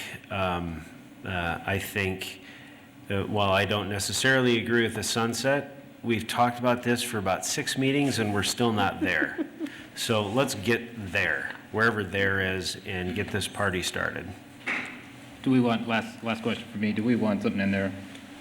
Because at that last meeting, we did recognize another person to come up and speak that was not on the sign up. It does still say that we are going to have a sign up and that they must sign up. Should we add a sentence that says at president's discretion, additional speakers may be recognized? No, I guess my preference would be that they need to sign up. Otherwise, it's not going to be manageable, in my opinion. They need to sign up beforehand. And in reality, to be very honest, if somebody knows they're going to be late, which, hey, they're running late, they have to work, life happens, right? Somebody else can put their name on the list. I mean, really, we don't police. No, it's not allowed in policy. in the current policy. you Does it can't say put that personally? I mean, we don't police and make sure, we don't check their ID and make sure that they. We don't know who put their name on the list. Put their so name on the they- list. They could. That's the sure. point I'm making, Yeah. is that their name could at least get on the list if somebody calls a friend and says, hey, I'm running late, get my name on the list. I mean, I think we can be, flexible enough to do that if possible. But I think it's okay for us to ask the public to help us with this policy in Right. terms of understanding that that is the policy, that we do want you to get here in time, sign up, because I don't want it at the president's discretion, because I believe that puts that individual in a unique situation. I think unless there's other comment, anybody wants to add, I mean, Yeah. Director Briggs and I have enough direction to make the last little revisions and bring you something that you guys can either vote up or vote down, and we'll move on from there. Perfect. Perfect. Thank you. All right, moving on to consent items. I'll take a motion. Move approval of consent items as presented. Second. Moved by Rasmussen, second by Briggs. Discussion, Dr. Briggs. The consent item contains minutes from February 27, claims and payroll also from February 2017. I'm sorry, I think I said 2007, perhaps on the first one. We'll jump ahead, 10 years ahead to 2017. The financial reports also from February of 2017. You want to take note of the personnel report. There are 4 additional and final voluntary early retirement requests. Wilma Evans, who has worked 22 years for the district as an elementary English as a second language teacher. Karen Stewart, who has worked 22 years as a vocal music teacher at Ames Middle School. Miss Linda Nerdig, who is a special needs teacher at Mitchell School after 24 years. And Kirk Smaltz, who is a science teacher at Ames High and has been in that role for 33 years. I would also take note for the board that there is an addendum, and on that particular addendum is the resignation of Mr. Jonas Michaels, our Director of Student Programs. I wanted to just take an opportunity to thank Jonas. I've come to know him as a man of integrity and compassion. He's represented himself, and I think this district, statewide and almost nationally, with a lot of class and dignity, and he's going to be missed as both a colleague and a friend. So, thanks, Jonas.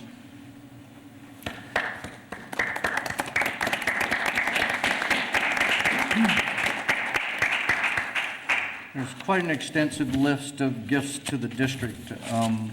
That includes a paperback and hardcover books from Shelley Barker to the Meeker Media Center, costumes and accessories from Kathy Twitto to the high school theater department, cash in the amount of $2,000 to the Ames High School Booster Club for hotel expenses for the state wrestling tournament, a 2.5 HP radial arm saw, stand and accessories from Roger Murphy to the high school woodworking class, office and classroom supplies from Wiley Publishing to Meeker School, 12 fossils from the ISU Geology Department to the Middle School Science Department, Cleveland alto sax, Selmer clarinet from Ed Kaiser to the High School Music Department, and several bags of hygiene items from the First United Methodist Church to the District Homeless Program. There's an extensive list of donations to the district. Before I get to that one, Leslie Weibel also has donated a recliner to fellows for an IEP, which is necessary for one of the students in the special ed room. Following that comes an extensive list of cash gifts to the district to help with the demolition of the old Edwards building. We do have a letter of intent that was put together and actually had some verbal approval from Joel Barber and the older Edwards neighborhood for that demolition. The purpose here is that their donations are coming to the district to help us with the cost of the demolition of that property. The end result for the board is to sell that property for a very, very low amount, perhaps $1, keeping in mind that we cannot give property away as a public entity, but we can sell it. And we have sold property before for $1 to the city. So it is our intent somewhere along the line to reach a sales price with the city, which will then turn the old Edwards property, when it is clean and green, into a public park. The donations include $10,000 from Patrick and Catherine Schnabel, $5,000 from Ken and Diane Burt, $5,000 from Ken and Ray Tree Platt, $2,000 from Michael King and Sarah Nusser, $1,000 from Bruce Harmon and Pat Brown, $500 from A. Rhoda Mansbach, $500 from Stephen Holland, $500 from Peter and Marnie Buck, $500 from Dee Dreesen, $300 from Beverly Jones, $250 from Bryce and Paula Dreesen, $100 from Marilyn Griffin, $100 each from Jim and Suzanne Rowe, from Christine Ellis, and from Don and Mary Eichner, $50 each from Bruce and Muriel Hawk and Gary and Diane Wiggins, $25 each from Norman and Shelley Hawkins, Ken and Cameron and Elizabeth Baird, and Thomas and Elizabeth Gardner. In addition to, and we certainly appreciate those gifts, and we'll get a letter of our appreciation out. In addition, there are 3 contracts on the consent agreement, one for Princess and Pirates for face painter for the 6th grade party, which is coming on April 7. The agreement with J&M Productions for DJ services for the prom, which will be held on April 8th, and a cooperative agreement with Buena Vista University for teacher placements for 2016-17 with Dr. Ross. We also have some continuous open enrollment applications. Any further discussion? Yes. Jonas, it's been my privilege to become your friend. Voting to accept your resignation in a consent agenda does not do any justice to the deepness with which I'll miss you. You've taught me quite a great deal about children and our students, and your calm and steadfast and unwavering belief in children that have difficulties will be sorely missed. I'll miss you, friend. Any other comments? Proceed to vote. All those in favor of the motion say aye. Aye. Those opposed say nay. Passes 7-0. Item 19. I move the board approve the, I move the board approve the policies as presented. Second. Moved by Briggs, second by Rasmussen. Discussion. Proceed to vote. All those in favor of the motion say aye. Aye. Those opposed say nay. Passes 7-0. Item 20. I move the board approve the 2017-18 student fees and rates for voluntary purchases as presented. Second. Moved by Franson, second by Briggs. Discussion. Proceed to vote. All those in favor of the motion say aye. Aye. Those opposed say nay. Passes 7-0. Item 21. I move the board direct the board secretary to publish the proposed budget and to set the date and time for public hearing for April 10, 2017 at 6:30 p.m. Second. Moved by Rosser, second by Briggs. Discussion. Proceed to vote. All those in favor of the motion say aye. Aye. Those opposed say nay. Passes 7-0. Item 22. I move the board approve the resolution authorizing that this board shall set a public hearing on the conveyance of the above-described property for April 10th, 2017 at 6:30 p.m. in the boardroom at the district offices, 2005 24th Street, Ames, Iowa, and that the secretary is authorized and directed to prepare and publish and distribute the notice of hearing. Second. Moved by Rasmussen, second by Rosser. Discussion. Above described being 1621 Wilson Avenue.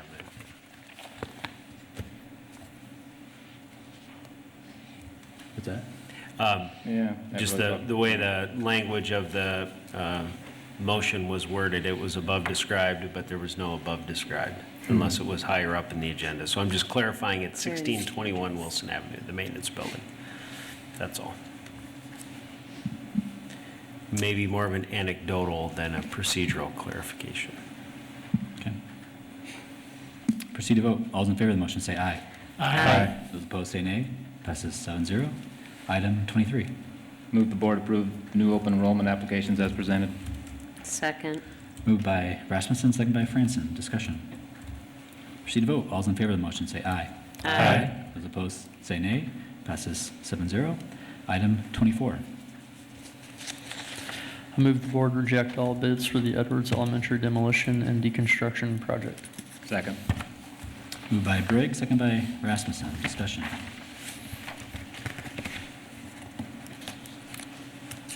Okay, proceed to vote on roll call. Rosser, aye. Briggs, aye. Rasmussen, aye. Franz and I. Deirdre, aye. Talbot, aye. Esposito, aye. Passes 7-0. Item 25. I move the board approve the notice of public hearing, April 24th, 2017, plan specifications, form of contract, and estimated total cost of the old Edwards Elementary demolition and deconstruction. Second. Moved by Rosser, second by Rasmussen. Discussion. Is there any reason we should give the public a heads up on what had just happened here? We did accept, and Jerry, I think, come on up, you might be able to help, but we did accept last week a date for acceptance of bids for the demolition of the old Edwards building. That was set for 2 o'clock in the afternoon. We did receive 5 bids on time, a grand total of 7. And this is where the difficulty came into play. You thought 5. Yeah. For the most part, bid openings, the contractors arrive early and submit their bids so that they are there, and they, in essence, we receive the bids by the deadline date of 2 o'clock, and it's a very strict deadline date. If I knew that it was happening and walked in at 2:03, the bid would be rejected. As I pointed out, we had 5 that were there on time. We also had 2 that were in district on time, that were sent out of state. Our policy is that when things arrive in the district by UPS or FedEx, they automatically go to Central Stores, which is in Jerry's building, and then the mail delivery service delivers them here at 10 o'clock in the morning and 2 o'clock in the afternoon. One of them was delivered in the morning and put in my mailbox. Another one arrived just after 2 o'clock in this particular building, so that one essentially is going to be rejected. Where we have a problem is the one that was put in my mailbox was taken by someone else who's an employee of the district who got confused with their mailbox, with my mailbox, carried it around with them until 4 o'clock in the afternoon, in which case they came in and said, "I think you want this." Well, in order to be fair, we consulted with our school's attorney, who said, your best advice from me is to reject all bids and start all over. Jerry, I don't know if you've got anything else to add, but we'll certainly try to answer any questions relative to that. When an attorney, with all due respect, says, "This is your best advice," I listen. So there could have been. Can you say that again, please? Yes. No. When any attorney advises me to do something, I listen. Just wanted to make sure I heard it right. And Dr. Taylor, I think this falls into the category of life happens. So Yeah, this people one, can understand. It felt really sloppy until we started to dig in. Why did this happen that way? And it was just because it's actually part of a board policy on hazardous materials that UPS and other things go to Jerry's office instead of coming here. So one of them at 210 and the other one mistakenly taken out. But they were in district, which seems kind of fair, but at the same time not fair. You know, the option was to just reject those 2 and move on, but our attorney thought, let's start all over, and it's not going to create a major delay in what we're trying to accomplish. Doesn't in any way hurt our timing on this? When we're talking, do you have a feeling that this hurts our timing? I mean, it doesn't matter at this point. We already rejected the other bid, so I guess my question doesn't really matter, but your feeling on whether this hurts us with the timing of getting bids? Yeah, this should delay us by 1 month, so we're looking at being able to put this on the agenda or have the public hearing and then approve and award the bids then 24th of April.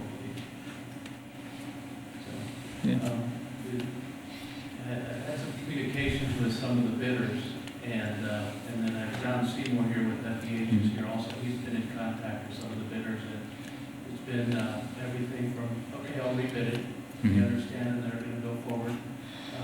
I think there was 1 or 2 express some dissatisfaction and dismay, I guess. I did get a call from another contractor that hadn't bid the job that was wondering if he could bid it. So I let him know what the deal was. So think there's a couple of the higher bidders that are likely to not rebid it, but other than that, I think we should still be able to get several bids and have competitive bidding. So the bidders did see the amounts? It's a public, we read it. It was public letting at that time that you, okay. That's what I figured. We didn't open and read the late bids in the public setting. Okay. So to protect this going forward, I know the motion was to have it at the district offices, so if someone sends it to Jerry, how do I protect from this happening again? It's going to be, go ahead, Jerry. Yeah, we've addressed that. We're going to make sure that we notify people about the bidding, and then also in the bidding documents, we're going to put a provision in there to provide additional markings or on the envelope. So we need a big flashing neon sign that says, "Deliver me to the business office before Okay. 2 o'clock," type of thing. Okay. Since we've been talking about policy, do we need to revisit this in policy, or is this just in the administrative rules? I don't You know? think we need to go to policy. I mean, it's a Going kind of an forward, not, anomaly, has yes, nothing to do yeah. with this topic. I'm but- not quite sure. I'll keep thinking about that. I If you won't read that just- policy for us and just let us know if there's something that we need to address, I guess get it put on our calendars, if there is anything in policy that you feel needs to be changed, which I doubt that there is, but if there is, I'll get it do on that. our agenda, please. Yes. Thank you. All right, it's been moved and seconded. All those in favor of the motion say aye. Aye. Those opposed say nay. Passes 7-0. And item 26. Move the board approve change order number 9 to the contract with Van Molen Electric, Inc. for the Fellows Project in the amount of add $1,178.11. Second. Moved by Esposito, seconded by Briggs. Discussion. Proceed vote. All those in favor of the motion say aye. Aye. Those opposed say nay. Passes 7-0. Items from the board. Well, Director Talbot, you stole my thunder, but Jonas, I got the privilege to know Jonas as a parent a long time ago when my oldest was in Northwood, and really appreciated the opportunity to work with you at that time as the school counselor there and helping out with lots of different school activities and things, but then also to move into this role and to work with you professionally. And you are always good about answering all of my questions, and I know sometimes I ask a lot, but you have such a huge heart, and you're so great with kids, and you have such a great vision and ability to look at things and to have sometimes hard conversations, and I've really appreciated all of the times that you've allowed me to ask questions and seek more information from, and I do wish you the best when you head back east. So thank you for your service in the district. We're better because of it. So Jonas, the kids of this district will reap the benefits of what you have done for years to come, and I'm saddened that the future kids of this district won't reap the benefits of all the great things you would have done for us if you were staying. So I wish you all the best. I'd like to add that we're going to miss you and really appreciate the leadership that you've provided to the district in your way. Definitely the staff and students and families in this community are going to really, they're going to miss the things that you've done and the things you would have done for them. Sure we can't talk the East Coast, really? We understand. All the best of luck. Jonas, I don't pretend to know why you've made the decision to go home. Family is important, and I can totally understand why you would want to. That being said, I'm going to miss you. I appreciate what you've done, and don't run away too quick when this meeting's over. I'd like to come actually talk to you and shake your hand. On, I guess, one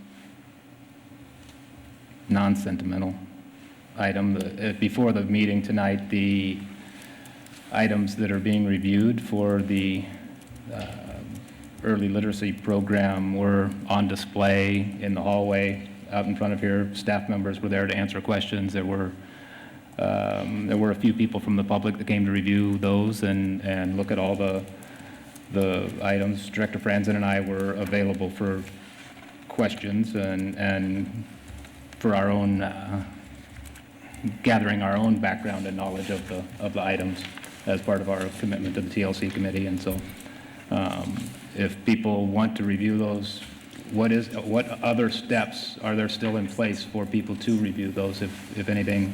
You know, Dr. Ross? There's an online opportunity on the website.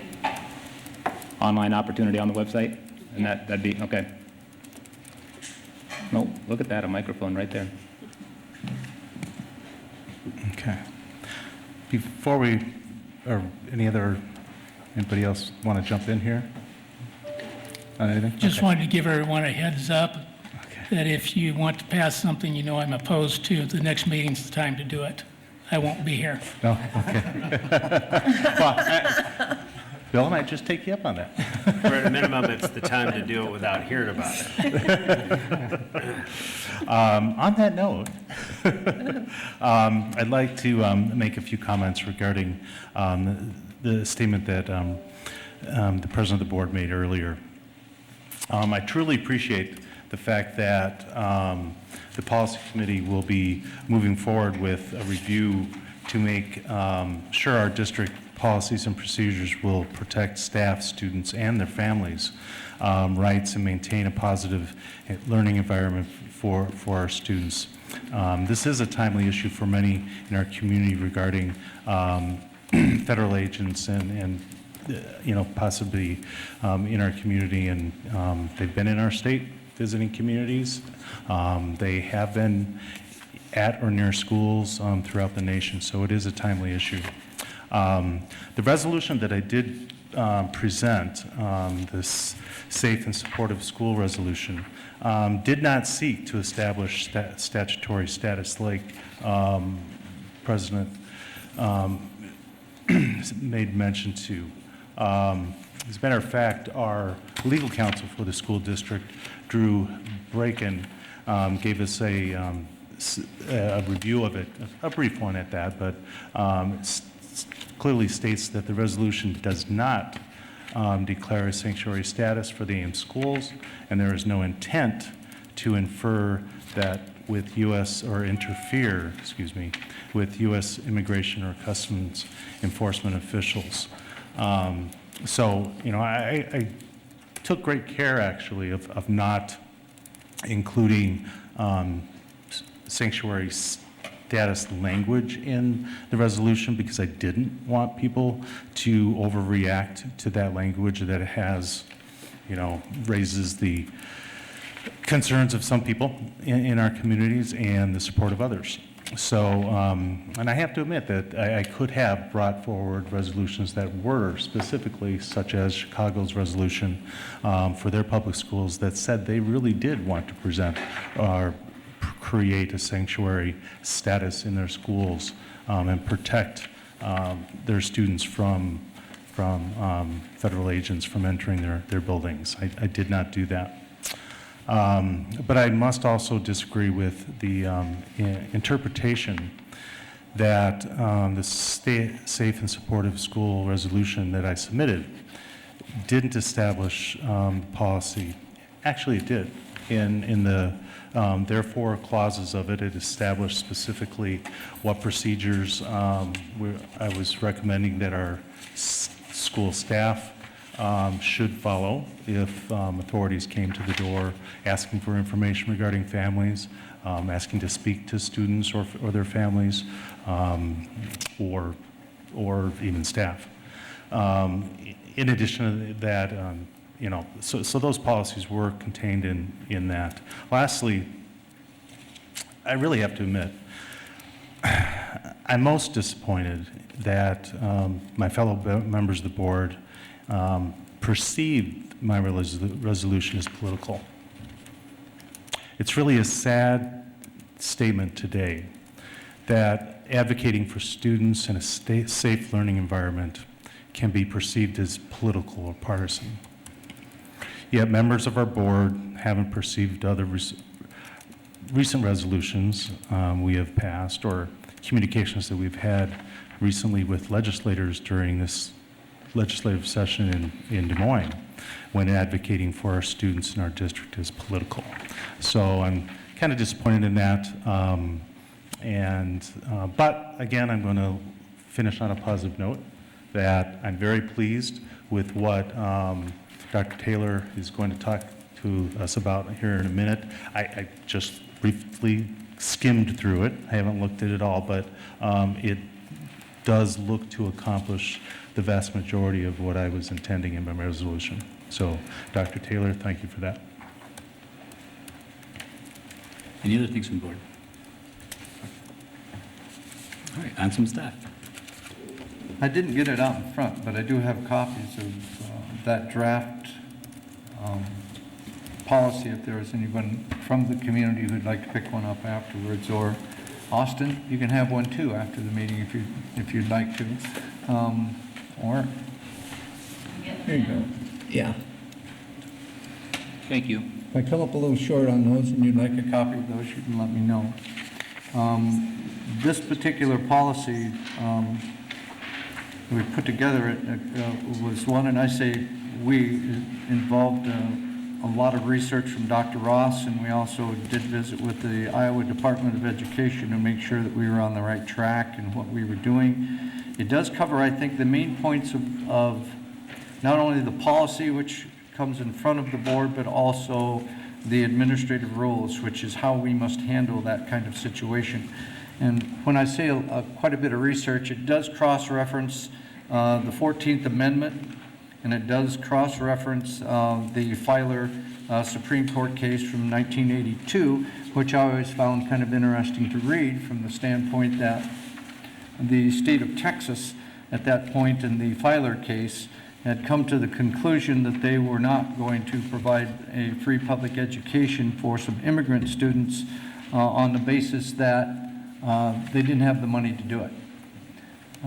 The Supreme Court said, well, I don't think that's the real problem here. The real problem is you can find a more effective means of dealing with the money part, but when you have young kids who are residents in your district who are under the control of their parents, they would be disadvantaged for an entire lifetime if they were denied a public education, which is the proper approach. Here we are 35 years later, and Filer is still the controlling law today when it comes to all states. So as you run through this, we tried to identify the difference between immigrants and non-immigrant students.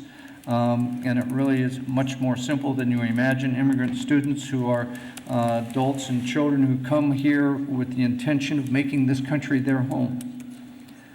With that being said, they have no intent of returning to their country of origin, and as a result, according to the Supreme Court and the Equal Protection Clause and the decision in the Filer case, schools must, at that point, provide a free public education for immigrant students. Non-immigrant students are those who are there under a visa, and they are treated much differently. We do not have to provide an education for students that are on a visa.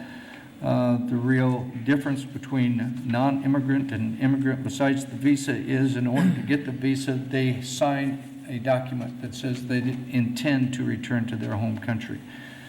For all of those particular reasons, it is the belief of the Ames Community School District that immigrant children are persons who can claim the benefit of equal protection.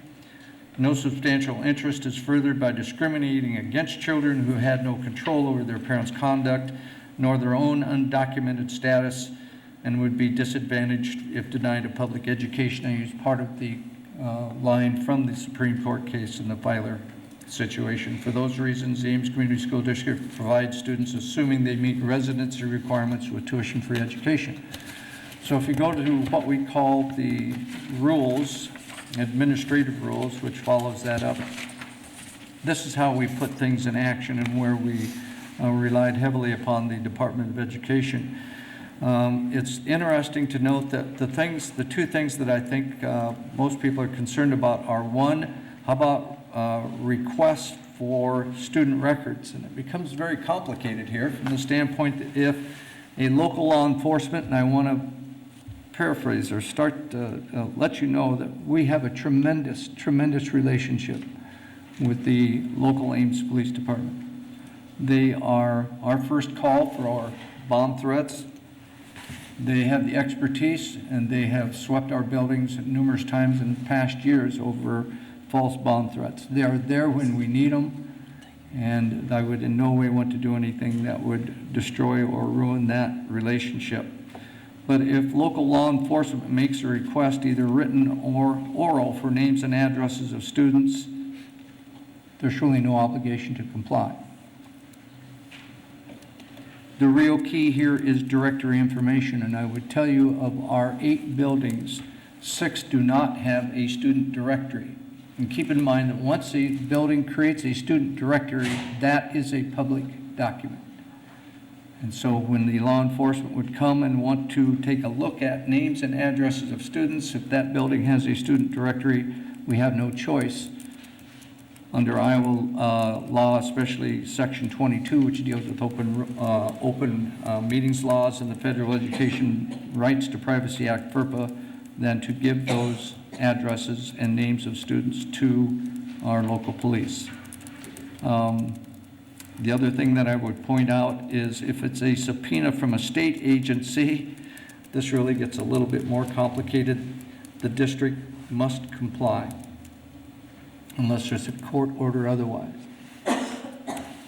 If it's a federal agency, for the most part, if the federal agency subpoenas the school's records, the district's attorney is the one that we contact immediately, and he will make a ruling for us and give us that advice, Bill, and we will certainly listen to attorneys. And so there's 3 different situations. Local, we don't have to comply unless they have a directory handy. If it's the state, we must comply. If it's the federal, contact our attorney. What they're going to do is review that subpoena and tell us especially what we need to do. I think the other one that has a lot of fear is that people think that the immigration people will knock down the doors at Ames High School and start dragging students out in the street, and I can assure you that's will not happen. When it comes to access to students, this has been our policy and our practice for as long as I've been in the district. When local police come to our building and say they have a suspicion they would like to talk to a student, we provide them a private room.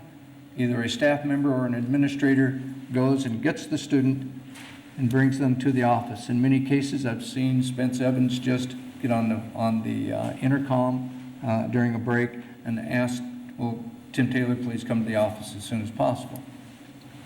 We try not to create, and the agreement with the Ames Police is we do not want any kind of a disruption of our learning environment when this takes place.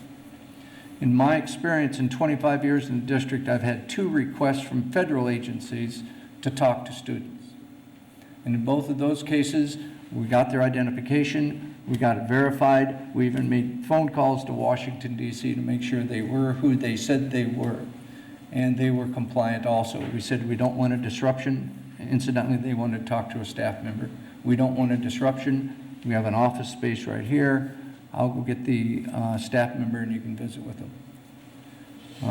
So I think as you begin to read this, we have to, for the most part, cooperate with the law enforcement, but we can request the conditions upon which they're meeting with or talking to students. What we again will do in most cases, except for one particular agency, which is DHS. And this may surprise parents to know that we will always contact parents if a staff member, if a student is involved. If DHS is the lone agency, Department of Human Services, if they say, do not contact the parent, we may not. So I hope the public understands that that's the lone exception to that. We contact the school's attorney for guidance in almost all of those other situations, and it's just been our practice to comply and make sure that our educational environment isn't disrupted and that our staff and students are treated with dignity through that. So that's the real purpose of this particular addition to policy JEC, which is school admissions, and we'll certainly take some information and advice, feedback, input from board members as we move forward with the attempt to bring this back at our next board meeting. That's a long one, but now we can get to maybe some Will other this items. have if to, we will this may. have to go through a formal policy committee meeting? And, pardon? Will this have to go through a formal policy committee meeting? I'm going to start with prior? you, I'm going to start with you two guys first, right? So we'll have to, and do we have a set date for this policy committee meeting at this time, or do we need to get, that'll just go out in email to get that set as soon as possible, so, because Yes. I'm imagining there will be people from the public that will want to We'd sit in like on to this have this policy here by, committee. yeah. we'd Now like that we to have bring it people back sitting by in on April policy 10th, committee for meetings. sure. Okay. Yeah. Thank you.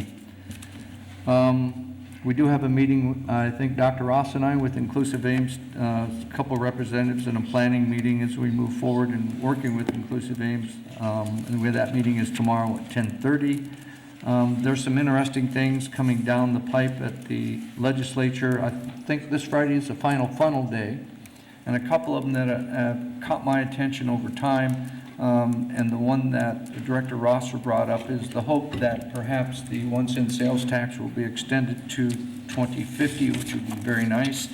There is some that are a little bit, there's a lot of ambiguity around it, but they're messing around with giving us home rule as opposed to Dillon's rule, but only in certain situations, which I'm really trying to dig into that one to find out what situations are they going to allow us. Dr. Taylor, that's why I didn't bring it up, because there's so much stuff out there, it's hard to really be specific about it. That's amazing. I mean, for the audience, Dillon's rule is the one that we have to operate under, and it really says if it doesn't say you can, then you can't. It must specifically say we can do something or we can't do it. Home rule says if you think you want to and it doesn't say you can't, go right ahead. So that's the one that cities and governments operate under. Why? I think obviously they haven't trusted us over the years to have all that power contained in home rule, I hope. There is a limitation also on the Department of Education guidance, even though we just went to that one for this particular policy. There's been some conflict between the Department of Ed and the State Attorney's Office, so they're now going to begin to limit the Department of Ed's opportunity to interpret code and Iowa laws are moving along. I thought those are very, very interesting. I wanted to bring those to the board's attention. We do have tonight, incidentally, and unfortunately it is tonight, 3 high school students who were selected by the Iowa High School Speech Association as outstanding performers. Joe Schonenrock, Libby Gronenwald, and Elena Andrews were all selected, and that means they will be qualifying for an appearance at the All-State Festival, which unfortunately is probably going on right now. And that one happens to be at UNI, so I wanted to bring that to your attention. Ms. Cappy Dobbins, who is the art teacher at Ames Middle School, brought home $1,500 for her art classroom after this week in the youth art for an all-Iowa youth art exhibit. And there were several awards that were received by Ames high school, middle school students, Ames middle school students because of her work. So again, that's always very, very good news. We will be bringing, I hope, forward a superintendent's budget on April 10. To let the board know, we did negotiate last week for nearly 5.5 hours with PPME, which is our custodial maintenance union. We hope to get back to them and try and get that finalized so that we can slap that budget together and bring it forward to you by April 10 for discussion. Besides that, we'll be moving down the line relative to the Facilities Committee and the Phase 1 project, which is coming back from Hala Architecture very, very soon, relative to renovation and new high school information and data only that we can work with. The Mitchell staff will be here to talk about a co-teaching model, I believe, on our April 10th meeting. And we will probably be contacting Bill and setting up a real quick budget audit committee relative to the superintendent's budget sometime before that. So we'll be getting in touch with you on those things. That's kind of the calendar. We already have one set, And that is? April 8th. Perfect. We're set for April 8th. That first week in April. Good. Thanks, Chris. Anything else from staff over there? All right, I'll take a motion for item 30. I move we go into closed session as provided in 21.51J of the Open Meetings Law to discuss the purchase or sale of particular real estate only where premature disclosure could be reasonably expected to increase the price the governmental body would pay for that property or reduce the price the governmental body would receive for that property. Second. Moved by Esposito, second by Rasmussen. Discussion? Proceed to vote on roll call. Lewis. Roll call. Oh, I'm sorry. I was looking at somebody. Rosser, aye? Briggs, aye. Rasmussen, aye. Franz and I. Deirdre, aye. Talbot, aye. Esposito, aye. Passes 7-0. We're in closed session.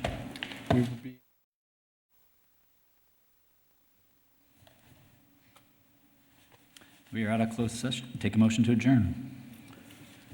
I move we adjourn. Second. Moved by Briggs, second by Rasmussen. Discussion? Proceed to vote. All those in favor of the motion say aye. Aye. Those opposed say nay. Passes 7-0. We're adjourned.